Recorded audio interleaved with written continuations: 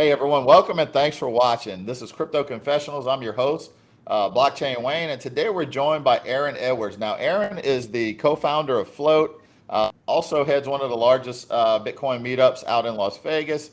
Erin, thanks for joining us today. Yeah, thanks for having me. I'm super excited to come on.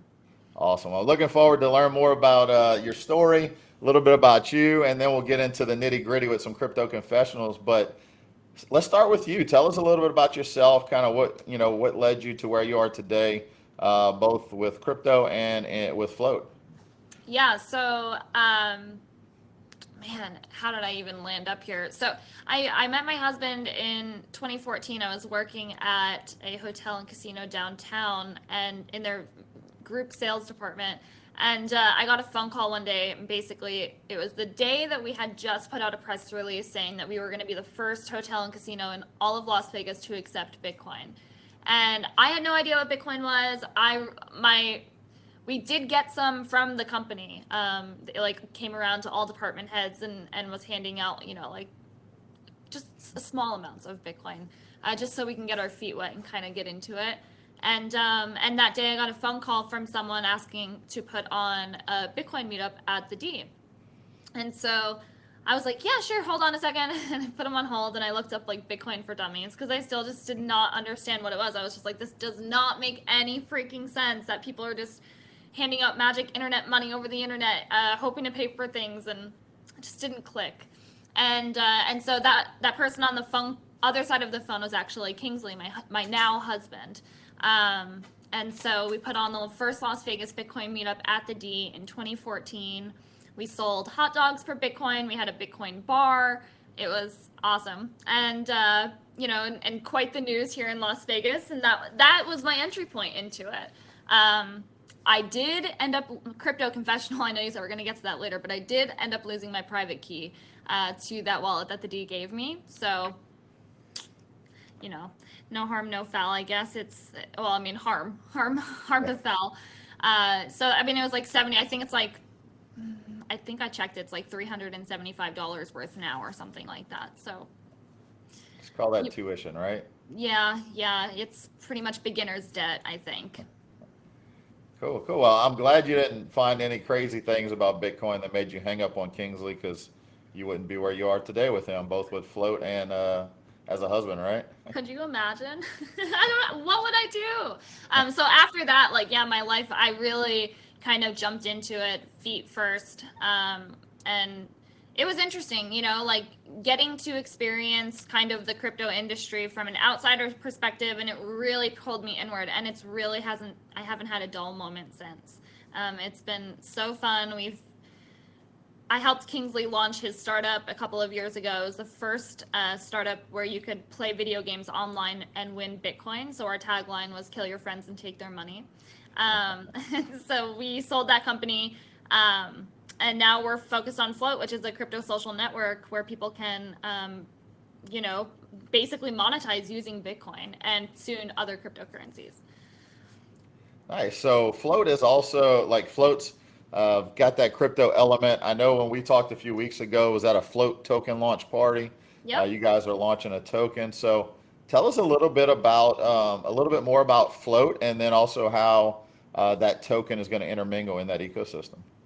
Yeah, so we started Float because we actually started seeing our really good friends get demonetized and kind of messed with like YouTube and Facebook and the algorithms. And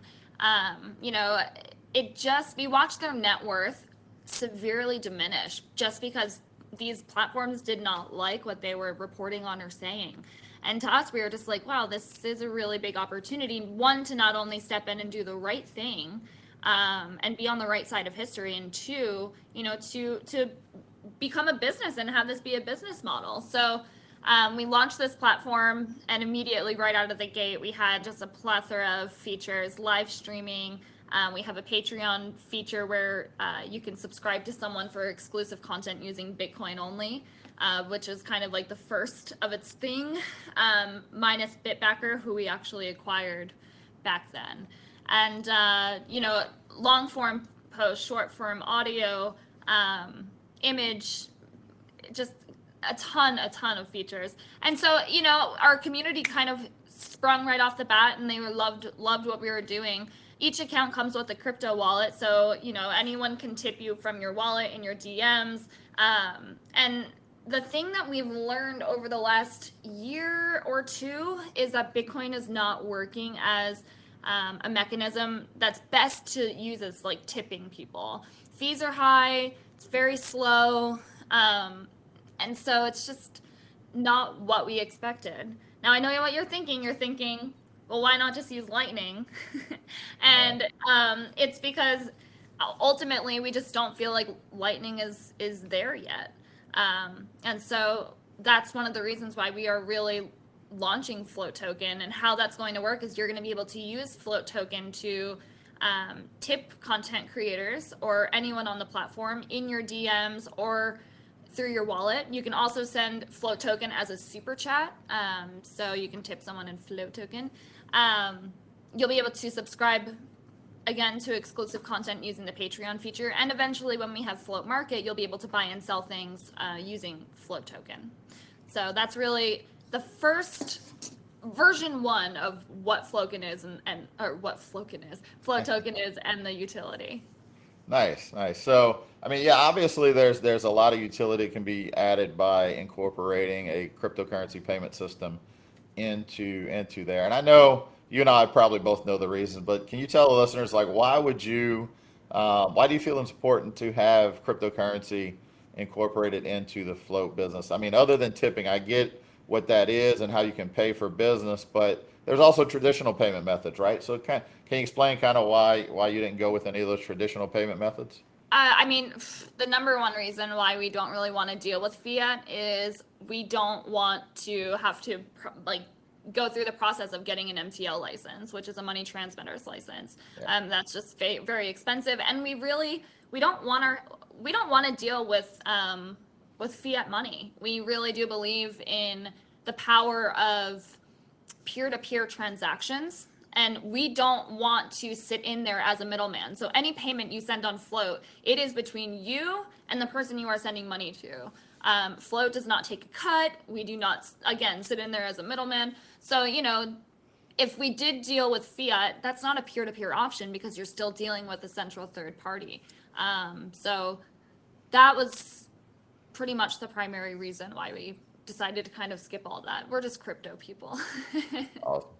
Awesome. And yeah, you mentioned Lightning as a layer 2 solution, and I definitely get where you're coming from with that because I've said it to multiple people. Getting new people, like onboarding new users, not just on Float, but in crypto in general, there's a learning curve, and trying to tack on a layer 2 solution can be kind of overwhelming when it Yeah, comes to that. we need to make it as easy as possible for, your grandmother to be able to use Float and to use a tipping method, whether it's Bitcoin or any cryptocurrency used on Float, So the UI experience really has to be there, and making it as seamless as possible.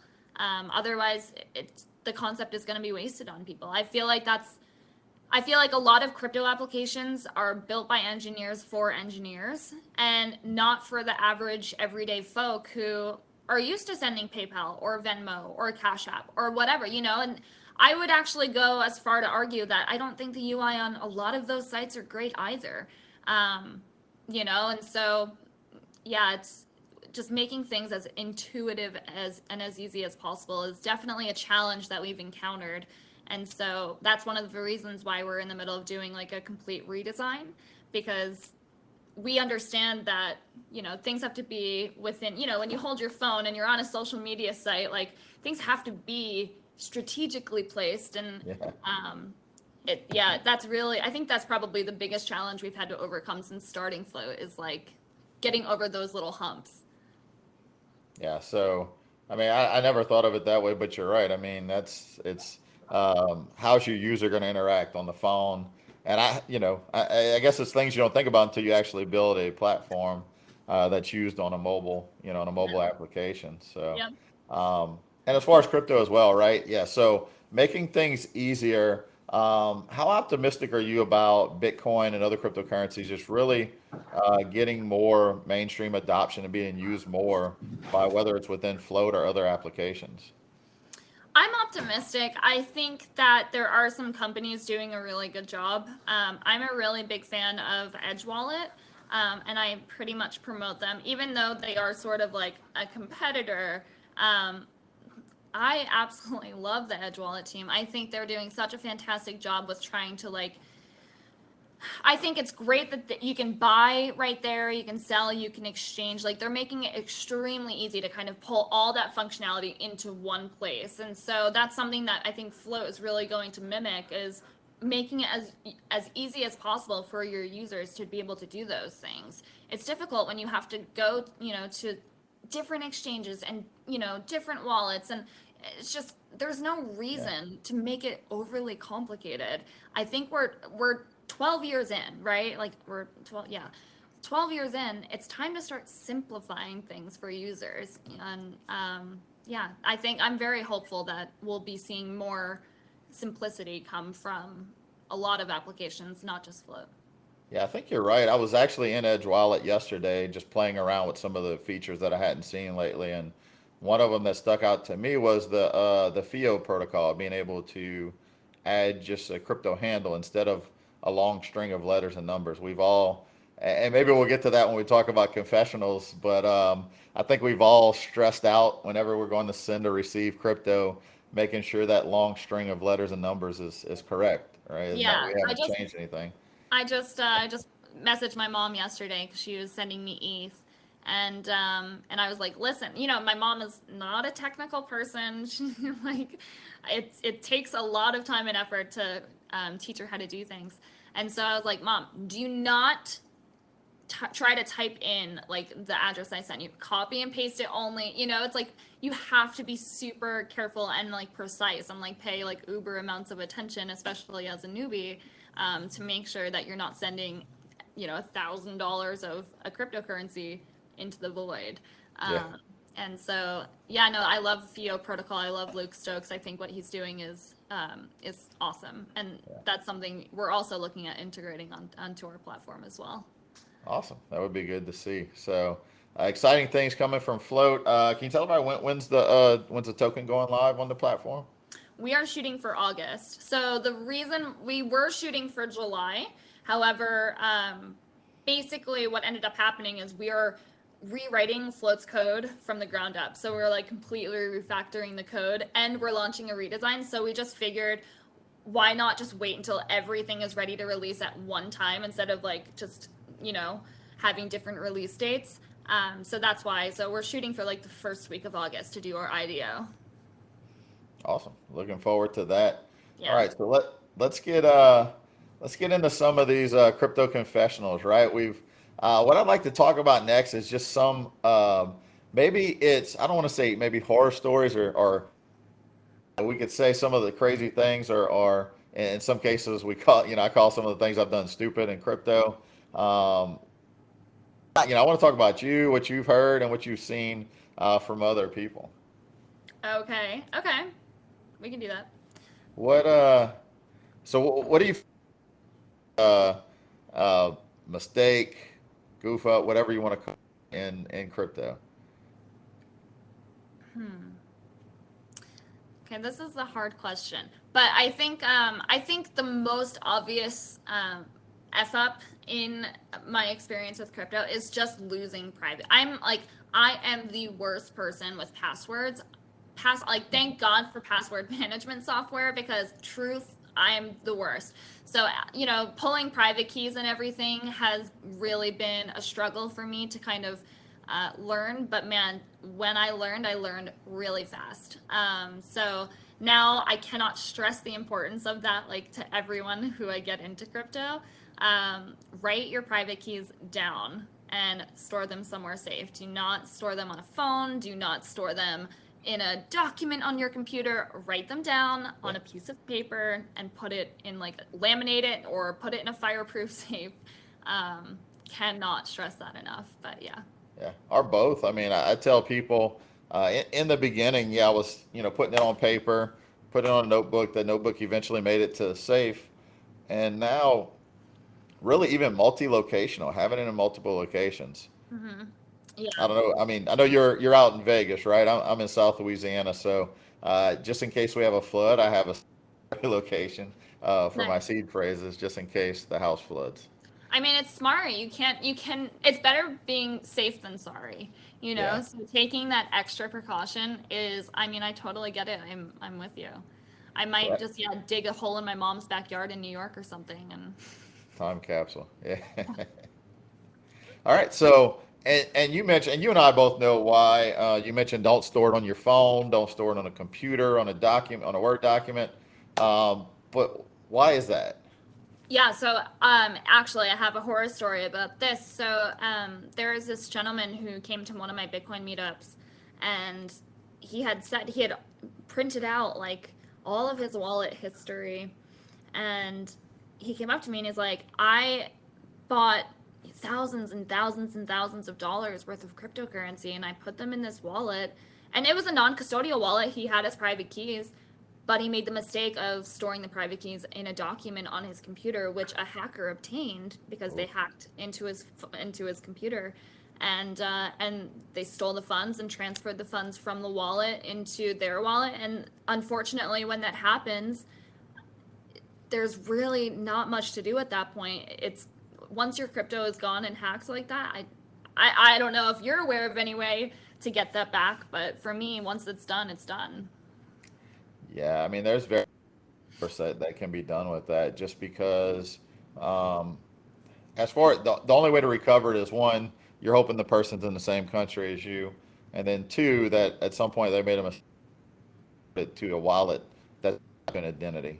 And I've Hmm. seen a few cases where they've been able to track it back to where someone tried to cash out through a Coinbase account and were able to, but then you've got to get law enforcement involved. So yeah, I mean, it's really, when you do that, it's basically the keys to, like the keys to your house. You just open it up and saying, "Come on in." Yeah. I had a similar story. So in 2017, it was actually December, like early December 2017, like the first or second week. Had a buddy of mine call me up, and it wasn't him, but it was a friend. He was trying to help to see if there's anything he could do, and the guy had an Exodus wallet, and he said his wallet got hacked and drained him for 10 Bitcoin. And yeah, so you see what that is now. So even then, it was quite a bit. And come to find out, just through asking about different processes and procedures, he stored the recovery file in his Gmail account. So all the hacker was able to do was hack his Gmail account to Hmm. get access and then easily drain the funds. So that's when people say their wallets have been hacked, especially a wallet where you have control of the private keys. It seems like just about every time it's through some breach of our own personal security. So definitely something people need to take more seriously. Yeah, my friends actually have like a crypto security company, and I highly recommend them. Highly recommend them. Why can't I think of the name right now? But And what do anyway, they so do? it's Juan Galt. So basically, Oh, familiar one. Juan Galt and Anastasia, they'll sit there and they'll help you basically securitize everything, and they'll teach you about how important OPSEC is. And step by step, they'll work with you to make sure that like you are protected to the fullest extent. I probably should take this workshop. I've been in crypto since 2014, but I know I definitely have a thing or two to learn about operational security. Yeah, yeah, and definitely when you go through that, because I know when I go through that with people, I don't have an official course, but it's more than just crypto security. It's teaching people about password security for all their accounts, two-factor authentication for all your accounts, Yep. and just using secure email. Period. Because that's one thing I also teach people is the same email that you use to sign up for every little rewards program or retail store rewards program. Don't use that as your email to set up your exchange accounts or any other financial accounts. Absolutely. Yeah. So their website actually is beatyourownvault.com. Uh, And they do like 30-minute consultations. So I highly recommend that. I actually am probably going to schedule that for myself this week. there you go. There you go. So looking at some of the other mistakes, I mean, I know we've talked about yours. What other mistakes do you see as new people? How about let's talk about exchanges when it comes to cryptocurrency exchanges. What mistakes do you see people making? So, one of the biggest mistakes I've seen is people sign up for exchanges and they'll purchase crypto, but they won't go through the KYC process. And so the exchange will not release their funds. Um, to that, I say try to always use a decentralized exchange. If highly recommend Uniswap. There are multiple decentralized exchanges out there like BISC. Um, they're a little bit more difficult to use than a traditional exchange, but I think they're worth taking the time to learn. So there are definitely like YouTube tutorials on how to learn how to use those types of protocols. But that's probably like my biggest one. Like I know so many newbies have signed up for like Binance, for instance. And so unfortunately, I mean, I know someone who had close to $1 million locked up on Binance, and it took a lot of time and effort to actually get that removed, you know? So Yeah, and not only that, I mean, it's I get what you're saying definitely about KYC. And so if someone definitely wanted to use, say, like a Coinbase or a Gemini or Voyager or something like that to get started, I tell that, but also explain to people don't leave anything on there. Have yeah. you ever Oh had yeah. anything on an exchange that the exchange just kind of went away? No, I've never made that mistake. I've Oh, always been very cognizant of not your keys, not your coins. Um, I maybe have like I have like small amounts maybe on Coinbase, like $40 maybe. Um, but I can't stress enough to people. Yeah, like if you're gonna buy off of an exchange like Binance or Voyager or Coinbase, make sure you buy. Basically, think of them as like just a bank where you can go and buy your stuff, but never hold there ever ever. I right. can't tell you how many accounts I've seen shut down for no reason on Yeah. Coinbase, and it's a bitch to get your funds out. Yeah, absolutely. I'll tell you, I've got two personal horror stories from exchanges while we're on that topic. One of them was BitGrail. Wasn't a whole lot, but back before, I think it's called Nano now, Ryblocks. Had a good bit on there. I just got it, and then the exchange went down. So lost a little bit there. The one I don't like to think about too much lately is Cryptopia. Mm. There was only a couple of $1,000s worth of crypto on Cryptopia, some things I were trading that was only available there. But I did have a decent amount of Dogecoin in there from 2018, and thinking about it now, it's what it's You're worth. I like, don't I don't need to think about what it's worth now. Let's just put it that way. have you ever heard of Coinapult? Coinapult, no, I haven't. So it's like an Eric Voorhees company, and it's basically like I'm looking it up right now because my husband Kingsley actually has some crypto locked on Coinapult, and we cannot get it out, and we're trying so hard to like reach out to them. I guess they just don't. I don't know if they exist anymore. Um, but yeah, it's just Wow. guys. If you buy, please don't make that Yeah. same mistake. Just like buy it, send it into a wallet that you use every single day that protects your keys. You have your keys; they're written down, they're stored safely. Um, I'm sorry to hear about your Dogecoin loss. That's hard. It's yeah. I can't remember exact amount. I mean, at the time it was a few $100s worth, but thinking about what that is now, it's crazy. And so a lot of what I teach people is what I learned the hard way was, don't keep anything. Really, if it's on an exchange, you should have it actively trading it. Hmm. Either in orders, planning to sell it. If you're not going to sell it, and most honestly, I mean, do you feel most cryptocurrency users right now, you think most of them are either holders or traders?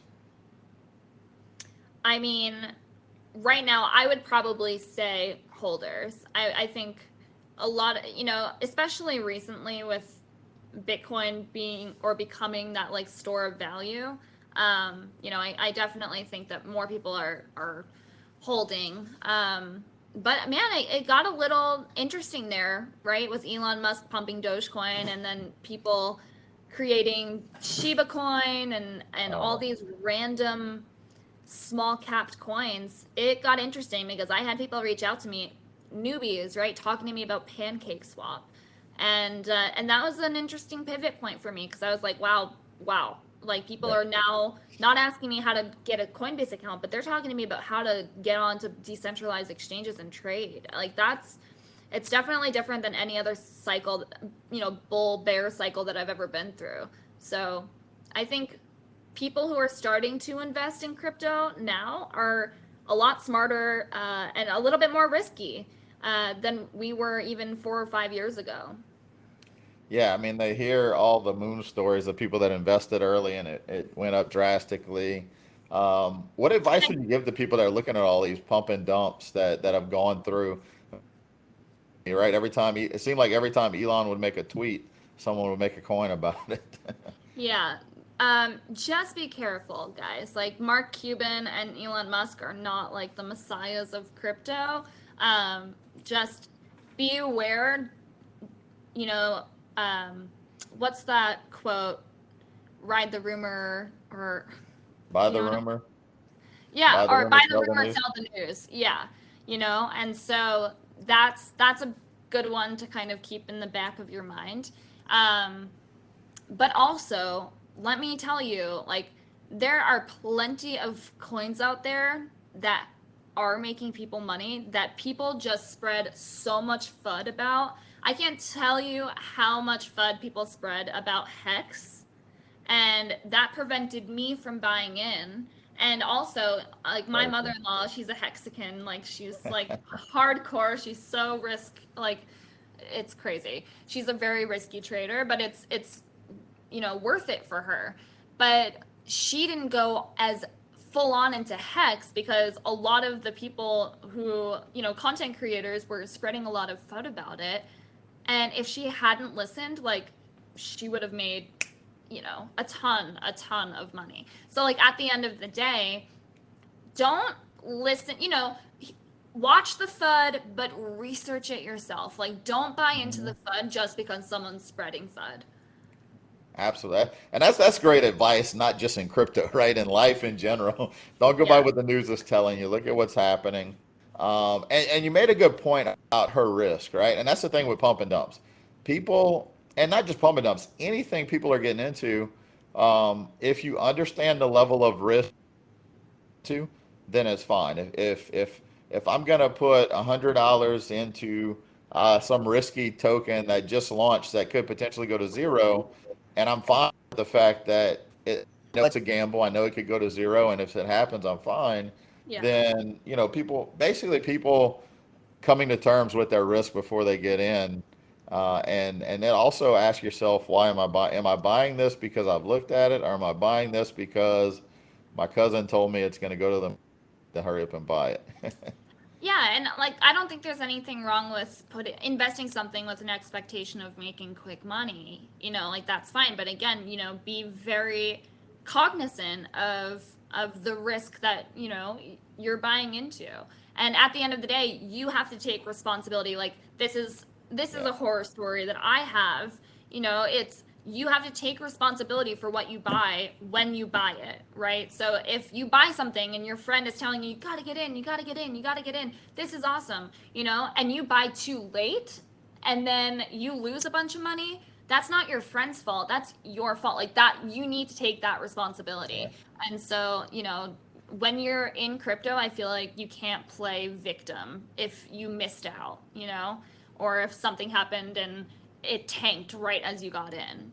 That's just the timing of the market. And I in that event, I would say be patient. Go if that's the case. Accept the L, learn from your mistakes, but also be patient with certain coins because you never know what's going to happen 3 to 6 months down the road. So, which topic? Dollar cost average. How do you feel about dollar cost average? Oh, I do it. Yeah, it's Is very that important. as well?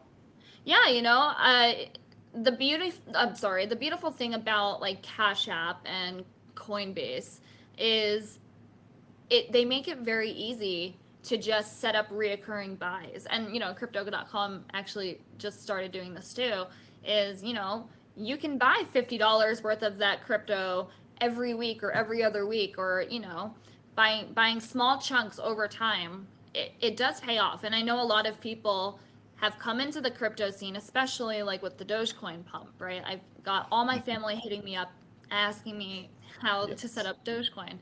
Um, and at the end of the day, they just think that they need to throw X amount of this into a shitcoin because dollar cost averaging into Bitcoin and other crypto, Ethereum, for instance, it's not worth it. Well, get that out of your mind, because I'm here to tell you that dollar cost averaging is worth every dime and every bit of time. Yeah, and it smooths out all of the volatility, but it also gives you the opportunity to. I find the biggest thing is people that come in initially into crypto with big money and they just throw it all in. They're so they're not emotionally disciplined enough to handle that. Yeah. Versus if I'm putting $50 a week every week, I've done the scenario for somebody 3 years. If you go back any 3 year period and you put in $50 a week over a period of 3 years, that's right under $8,000. Yep. And depending on when you started it, right now that's worth anywhere from 35,000.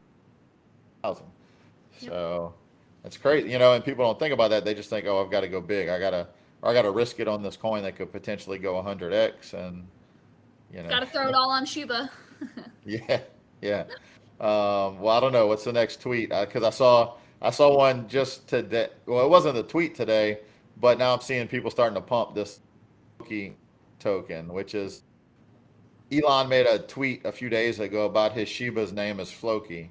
And so, of course, then somebody created a Floki token, FLOKI, and now they're pumping it. And somebody yesterday was posting like he doesn't understand why he's lost so much value in his money. I'm like, come on, you know, Yeah. what did you expect?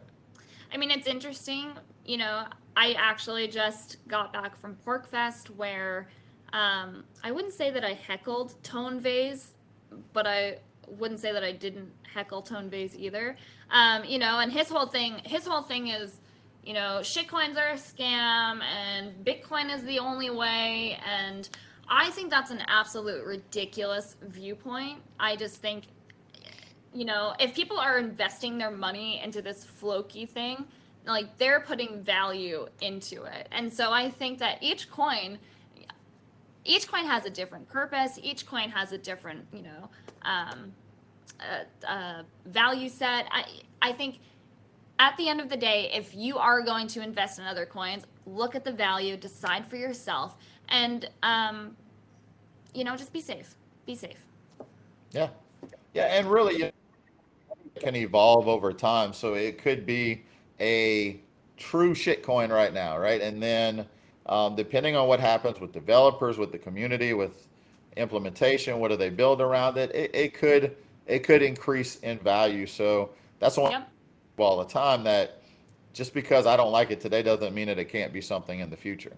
And Yeah, but that's true. That's very true.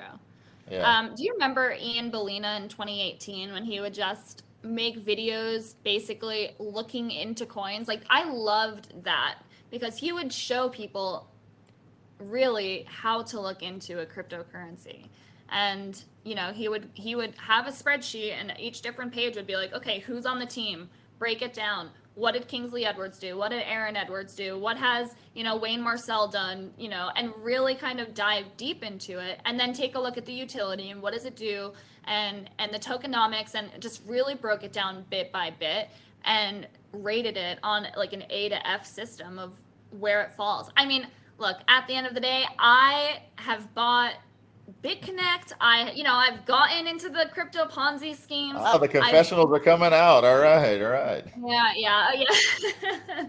But like we have gone pretty risky in our investments, and have we gotten burned? Sure. But at the end of the day, that's our responsibility, and we take ownership of that, and we learned from, the different coins that we've gotten ourselves Yeah, into over the years. yeah, yeah. I can attest to some of that. I was BitConnect, but there was early 2017 called Gladiator Coin that I lost a couple of Bitcoin too. So, Nice. yep. Did you hear about P3D and FOMO 3D? No. That was fun. They were paying out. It like got to a point where people were literally making like 1 ETH per minute. Um, it was like the lottery for crypto. It was, yeah. I highly recommend looking into it. It's not a thing anymore, unfortunately, but it was fun while it lasted. Yeah. Yeah, I think it's important that people understand that, because if they don't learn from some of these past scams, then they could be suckered in future ones that are built similar. Like, one of the ones that, and some of them are so big that people think they're too big to fail, that they're actually legitimate. USI Tech was one of those, right? I don't know if you remember Yeah. that one. So Everybody was talking. I actually don't remember that one, but my dog trainer who I actually pay in crypto, he got wrapped up in that and he got burned pretty bad. Yeah, I was warning everybody about that one, because that was like right after. I know Gladiator Coin was a little different, but that was after that one, and I was warning everybody about it. But there was a point where I started to question myself, like, am I wrong about this? Hmm. Maybe it is legit, but then eventually it collapsed, and they all do. So that promise of, really, people's greed is a lot of what gets them in trouble, right? Just seeing these quick, fast, easy money returns. One of the big ones last year was a cloud token, right? You don't hear anything about that one anymore. Which was Uh, that? Cloud token. Man, I've been living under a rock, developing and like working on float. I did not even hear that one. That's crazy. Well, it was more of like they were saying, claiming it to be like a smart wallet that used AI trading in your wallet to make the values go up. It eventually, as far as I know, went away. I don't really hear about it anymore. But I think these scams continue to evolve, because the mining scams kind of played out in 2017. And I think now that there's a lot more talk about mining again, some of these mining scams are coming back around. But people just need to understand, like, if you don't, anything promising you huge gains is definitely a red flag to stay away. Let's um let's talk about the importance of staying away from scammers and being able to spot scammers because they're in full force. I can't even upload a video Oh, on Float's Facebook page without, like, if I go live, can I curse on here? yeah. I'm fucked. Like, it's it's just scammer upon scammer upon scammer, and it's absolutely out of hand and ridiculous. And impersonation accounts, if you get a message from Roger Ver or me, like, I've had multiple scammers, and unfortunately Yeah. some of them are so convincing that people in my life who I have been close to have given this person Bitcoin Oh, and I mean, truly ended up robbing them freaking blind. And it's awful, and I don't, it's it just, you have to be very careful. I mean, they literally went to the lengths of like getting a video of me from something I posted on my Instagram, muting myself, and then adding their words when my mouth opened. Like, wow. they get intimate details from my social media. They've reached out to people in my life being like, Kingsley's in Reno. He's grabbing, he's with a client right now and they're landing here and I need some money from Coinbase or I need some money from this wallet because Coinbase locked my account and I need to be able to come up with 40 Bitcoin. Can you pay me X amount and then I'll send you, twice the amount later. And so they will use intimate details of your life just to get your money from you, or they'll claim that they're forex traders, and they can triple your money, like you said, Yeah. using that threat of, or that bait of, hey, you can make big money small time, So it's very important to just be as cognizant as possible and don't let anyone trade for you. You have to learn on your own, figure it out, watch YouTube videos, but it comes down again to personal responsibility. And if you fall for these scams, then you have no one to blame but yourself. You have to be very vigilant Yeah. online. Yeah. Yeah. The Facebook scams are definitely out of hand. And it seems they're not doing anything about it either. same thing. I literally I've reported so many of those accounts that now, like, I still see some of them pop up, the ones I've reported already, but I can't report anymore because I never got a message saying I can't report, but now every time I go to try to report an account, it glitches out on me. It's almost like Facebook has blocked me from reporting for That's how fake I accounts. feel. That's how Yeah. I feel too. And it's funny because the second you say anything that speaks out against the COVID vaccine, you're gone, you know? But these accounts, these spam accounts and impersonation accounts get through, and no matter how many times people report it, they still pop up numerous times, and they block you from reporting the true scams. It's absolutely out of hand. Yeah. I'm it's really difficult to even be able to use Facebook, like pages. I don't really deal with groups. It's mostly Facebook pages, and man, yeah, it's just been so bad recently. Yeah.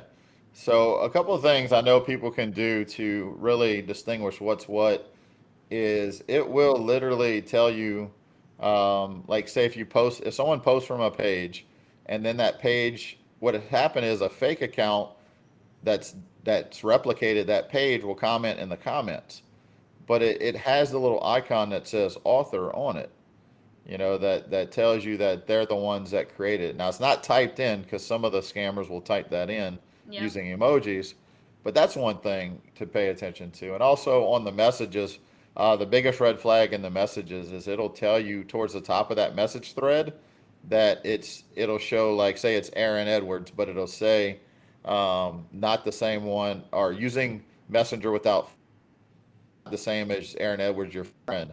It'll Yeah. it'll give you that clue. I think people don't pay attention to those details enough, whenever they pop up. No, because honestly, I feel like when most people go on Facebook, it's fun, and they're laid back and their guard is down because they're having a good time scouting out people on social media and investigating or whatever. Like, their guard is not up. And so now, I really feel like the influx of scammers on social media infiltrating Telegram, Facebook, Instagram, Twitter, it's made a lot of our guards go way up. And it's almost like you have to just constantly be like this, and really paying attention to who you're talking to, what you put out there, who you're communicating with. Yeah, it sucks almost because you want your social media experience to be like a very chill and relaxed vibe. You don't want to have to constantly be on guard. So yeah, I feel like scammers have taken that from us. Here's another plug for Float, right? Yeah, yep. Yeah. And so with Float, we're actually going to be building a reputation system, sort of like Keybase. So, like, the thing I love about Keybase is I've had scammers on Keybase, but it's easy to scalp because you get to verify your social media channels so no one else can take those from you. And also, I just think the reputation verification is really vital and important. Being able to see who invited this bad actor, or this scammer, and you can trace it back. Like, how do you know this person? I think, I think that's the way. So we're in the middle of building that right now, and I'm excited to kind of see where we can go with it. Nice, nice. All right, Aaron. So we've talked a lot. We've covered a lot of great topics. You've confessed a few of your crypto confessional sins, right? You even kind of we had to probe a little bit deeper to get to that BitConnect level, but I have Yeah, it's funny to because make fun of that one. I don't actually consider that a sin. I consider that just a learning lesson. And so, Yeah. you did have to coax it out of me a little bit, but honestly, it's because I don't regret that point in my life. Like, I did lose money, but again, like, I've come to terms with that and I don't hold on to that anymore. So, Yeah. yeah. And I think that's what people have to realize. I mean, hopefully, most people watching haven't or won't do anything like drastically devastating. But for the most case, what I've lost in the journey, I called it earlier, like when I was mentioning something you did, I call it tuition, right? That's tuition to crypto university. We learned from it, and I just paid a little tuition. or if you lost your private keys, that's just a donation to make make the asset a little bit more scarce. So you contributed to Bitcoin scarcity by losing Exactly. the private keys to that wallet. So Exactly. Yeah, I like that. Crypto tuition. yeah, yeah, cool. So any last advice for people that may be watching that are new to crypto on um, what do you think they should know, or what's one of the most important things with someone just getting in? Don't be scared. It's a very volatile industry, but it is worth it. Um, just be vigilant and just be careful and have fun. I really feel like I was living before crypto, but crypto gave my life like much deeper meaning, because I now it's not even that I'm making gains or whatever, but I'm just learning and enriching myself every single day, and that is a blessing. And so if you can continuously learn something new every day, and believe me folks, if you are in the crypto space, there is something new to learn every single day. um, yeah, just don't be afraid of it, and don't be afraid to just dive in deep and do your own research. Awesome. Great tips, great topics. Erin, it's been a pleasure today talking crypto with you and going over your story and some of the topics we've touched on. So appreciate you joining us today for his Crypto Confessionals. Um, any last words before we end this? Join float. Join float. All right, you heard her. Yeah, All right, thanks. everyone. All right, Erin, thanks again. Everyone, thanks for watching, and we'll see you on the next Crypto Confessionals.